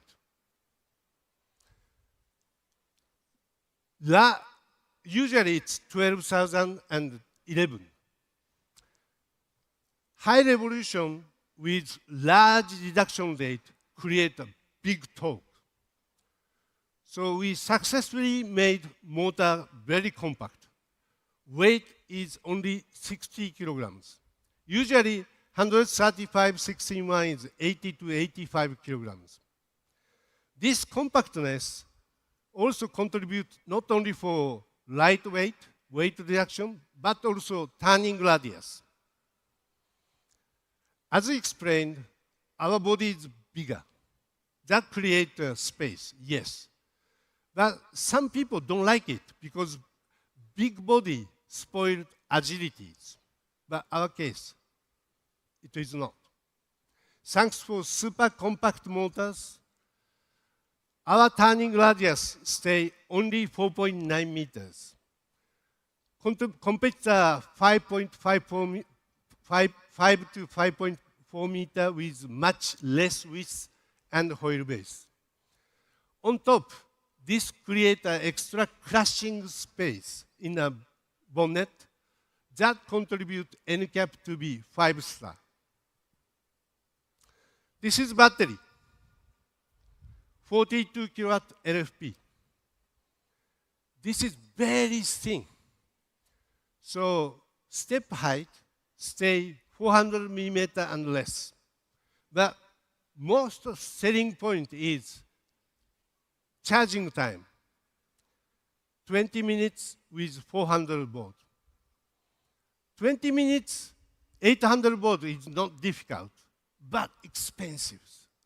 Maintaining affordability with 400 volt, we successfully compressed charging time to 20 minutes or less. Usually this is 28 to 30 minutes. Last unique sales point is advanced e-architectures. In order to make cars smarter, software will only increase. It's reaching 500 million lines. 500 million lines, 5 億 lines in a car. SDV requires those huge software to be updatable and upgradable. Key to execute this is how to integrate controller.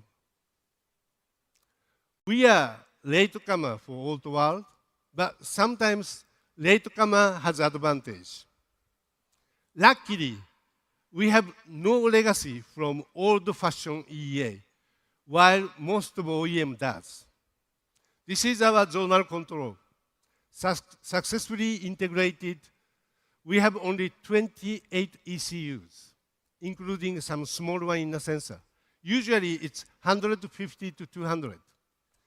Based on this advanced E architecture, we develop smarter SDB and software. Let's talk about the smart EV a little. As an example, please imagine, think about battery and its damage.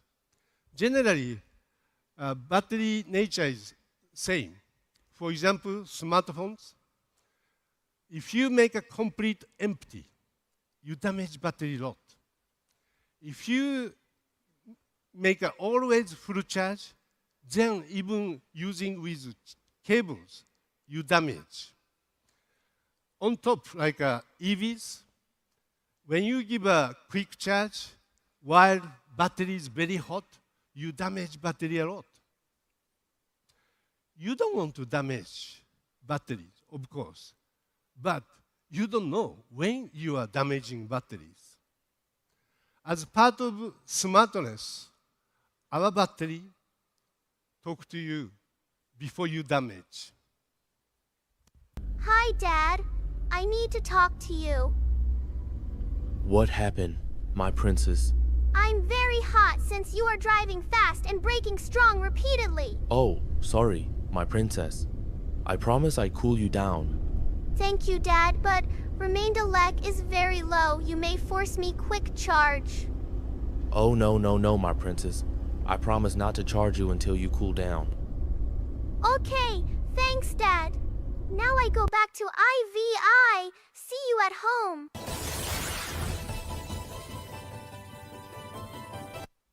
Of course, this baby girl is avatar of battery. You can select either sexy ladies or suspense voice like, hey, you are damaging me, something like that. But, you know, battery damage is money because that spoils your car's resale values. Our car talk to you before you lose money. That's smart battery management system we are developing. Besides this, we have like a smart thermal control, smartphone ecosystems, and many. We don't install unnecessary connectivity or SDB unless you feel it's convenient. Everything only for user benefit.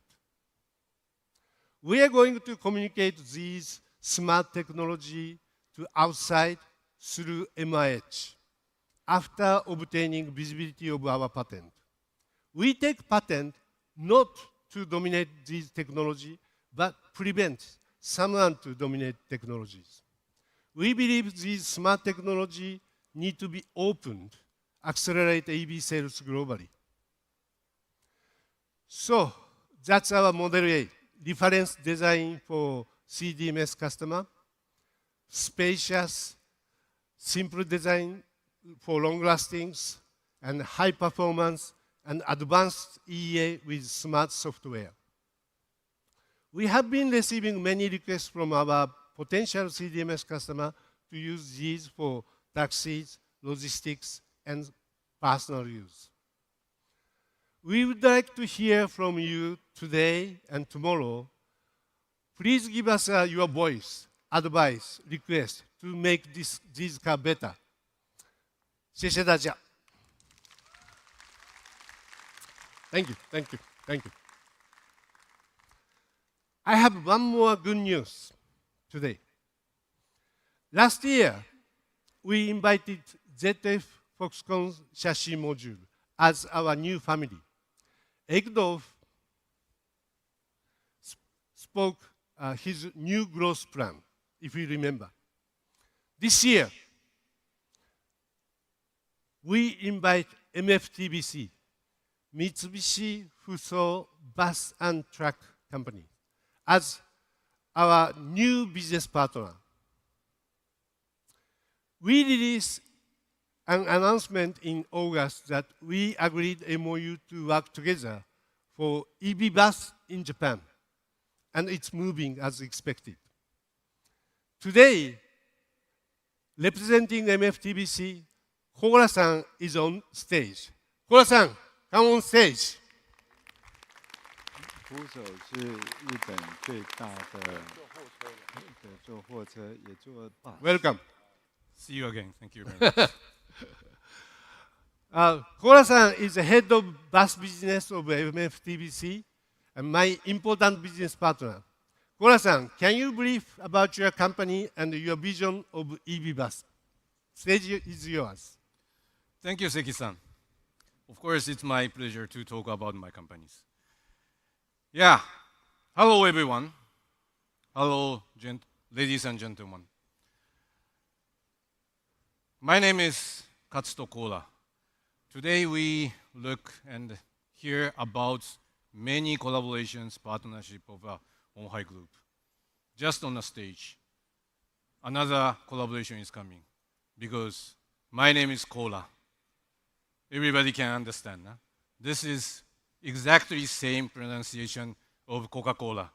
So you cannot forget my name. Huh? Please remember my name at least, if you forgot Mitsubishi FUSO. But okay, first of all, Chairman, Seki-san, and the friends of all of the Hon Hai Group members, congratulations for today's Hon Hai Tech Day 2025.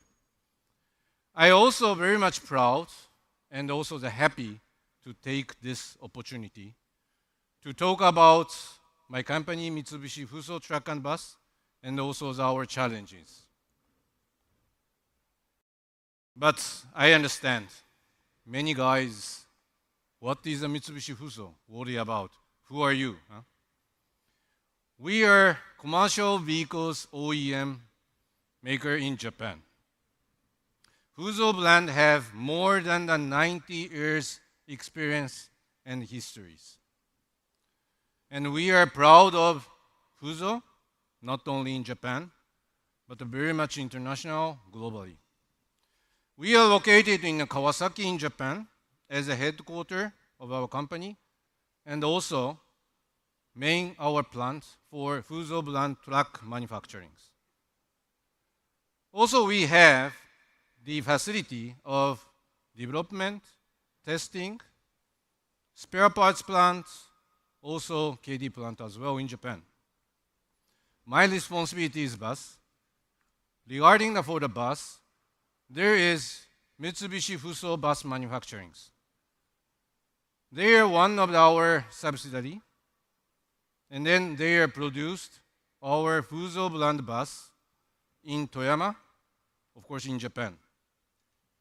They also have the more than 17 years of the long history with super high quality production.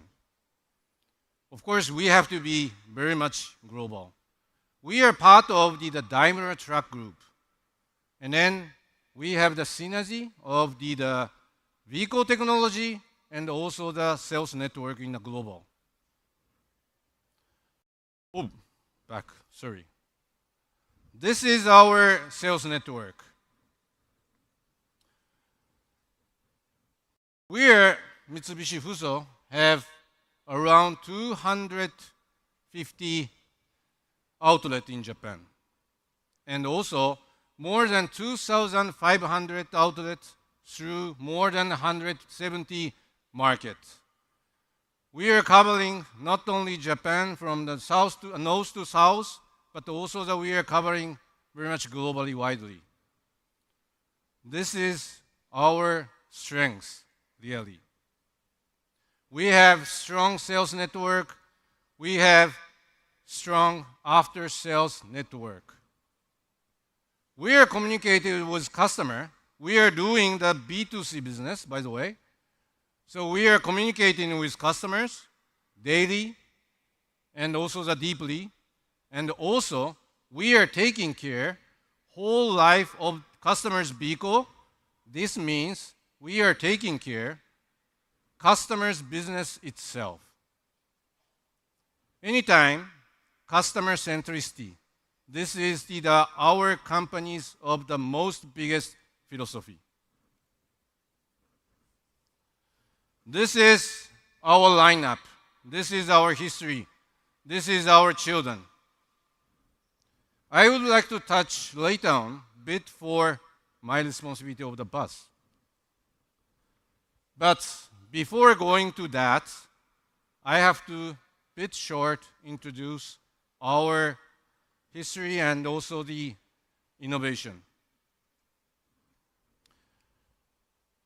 FUSO itself is started from bus in 1932. Today, we are already implemented very much stylish bus, coach bus, but started this long history. So FUSO is bus. And also our product have very much safety features. Why? So much for we are sensitive for safety features innovations. Because this is one of the key for the customers, especially for the bus customers. Because bus is carrying the people. Everyone expected to move safely to their destinations. But this expectation is nothing special, very normal, but must be secured. That is the reason why we are very much sensitive, and then we are taking a long time to develop and also innovated our safety features. But not only that, we are also very much environment friendly and then challengers. We are first producer of light-duty trucks of the BB, so-called e-Canter, in 2017. And this year's, just last month, at the Japan Mobility Show in Tokyo, we introduce our challengings for 2 heavy-duty trucks of hydrogen power. This is concept vehicle, but we are show up to the globally what is our challengings. We are every time try to be pioneer with frontier spirit. Okay, let's back to our bus. From left-hand side, from yours. This is our heavy-duty coach bus. we are getting #1 share of the market. And then this is our flagship product of the bus. The middle one is our heavy-duty city bus. Unfortunately, we are not top, but we have to become necessary to champion. And then this is really the market. We are looking for the potential for the collaborate with Hon Hai Group. The last one is a LOSA. This is the light-duty shuttle bus. Today, we also the #1 the markets, but also we are looking for the potential for the collaborate with Hon Hai Group as well. So, I would like to touch a little bit numbers. This is our achievement. We are very much in a growth, especially after the COVID-19. We are tremendously increasing our volumes and the share of the market. This is, of course, all of Mitsubishi FUSO's team's members' effort. This is our achievement. But it's not enough. If we are looking for environment, the expectation about the carbon neutral is the growth, both in Japan and worldwide. And bus, if I'm talking about the bus business, I cannot talk not only the numbers, because we are very much supporting the society. And it is necessary to get acceptance and also the trust from the society as a brand. But on the other hand, we are doing the business. That is also true. So we have to be more strong. We are still very much hungry. That is the reason why we are very much looking forward to do collaboration with Hon Hai Group.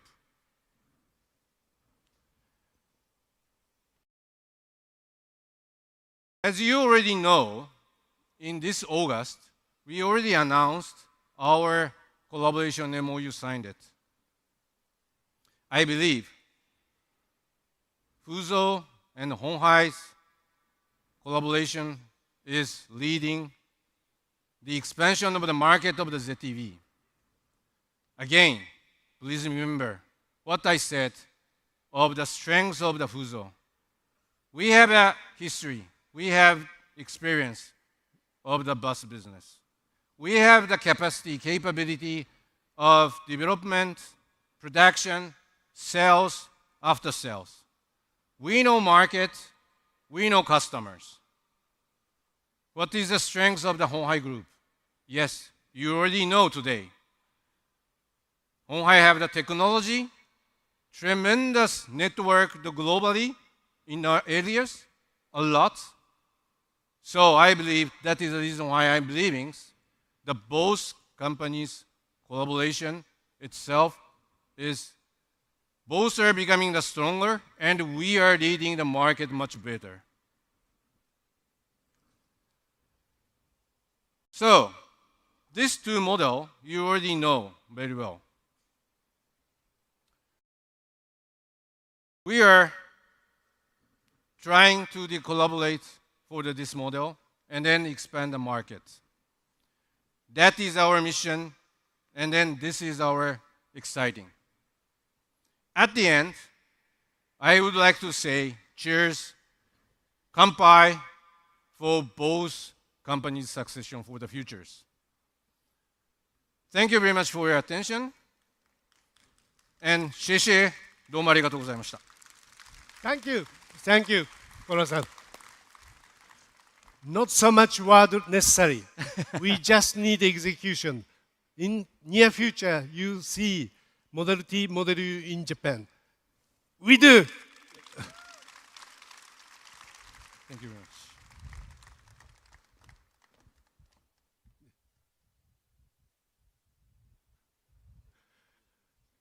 Thank you, sir. Wow. What a nice car. How do you like it? How do you like these 3 cars? After we develop our own Model C and Model B, and we felt after seeing the Model A, we felt the details and the culture really makes big difference. Please, later after this meeting, go after this talk, please go and appreciate the fine details of these Model A's. This is from Japan, from our team from Japan, and it will be for Japan. Okay, thank you, Seki-san. Thank you for your work on this Model A. I think it will be doing very well. And now I have to follow our tradition like last year. I'm going to speak in Mandarin now. Okay. 那非常谢谢大家，我知道时间有一点晚了哦，我也想这个我们早上的活动尽量的快一点结束。但是我想在我这个结束之前呢，要跟我们这个刚刚上台跟我们这个介绍我们的合作的那些 partner 的 speakers 非常谢谢你们包括 Hiroshi-san, Alexis, Hans, Sam, Andy, and Kit, Spencer, Mark, and 可乐莎 Cola 莎谢谢你们来这个为我们分享很多 insight 那这个接下来呢我们除了有 serve 一些我们的这个中餐之外，也有一个很安排的一个展区那这个展区呢大概长这个样我们现在在这个座位区VVIP 或者 VIP 的座位区，待会呢在我们的这一边会有这个几大展区，这里面包括展出我们在加工还有制造的 technology， 还有我们在 vertical integration 的 technology， 另外还有就是我们在未来科技上的一些展演希望大家能够好好的去这个品尝一下看看我们鸿海的科技它的深度还有它的广度好，最后谢谢大家。那我们第6届的 HHTD 这演讲就到这里结束。那欢迎大家明年我们此时再续好，谢谢大家。他们提醒我了 ，one more thing 最近因为我们帮 NVIDIA 做了新一代的 RTS car， 来打出来。目前大受欢迎，供不应求了。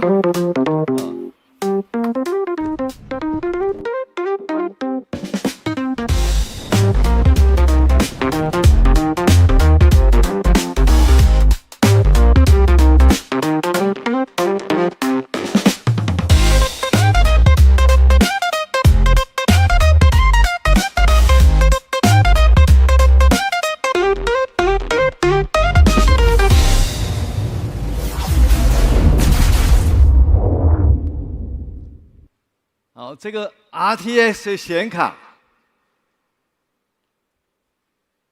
我们 Jensen 亲自签名，我们亲自带了这个显卡到美国，请他签名的这张显卡，就是我们明天的最大的一个奖。欢迎你们的朋友来参加。如果这个运气好的话，你可以得到这个大奖，好不好啊？好，谢谢大家，谢谢。谢谢各位贵宾莅临鸿海科技日的开幕活动。接下来，我们的主题展区即将开放，带您探索鸿海的现在与未来。也欢迎您到访我们的试乘体验区，亲身感受 Model B 与 Model C 的魅力。而我们的胖卡餐车区也已全面开放，欢迎贵宾自由取用。同时也欢迎持橘色证件 VVIP 嘉宾入场鸿海与华航联手打造的 VIP Lounge。下午我们安排了多场精彩的分论坛，诚挚邀请各位参与。最后欢迎大家使用 HHTD App 填写开幕活动满意度问卷，完成后即可领取今年的活动伴手礼哦。谢谢大家的参与，祝福大家度过美好的一天。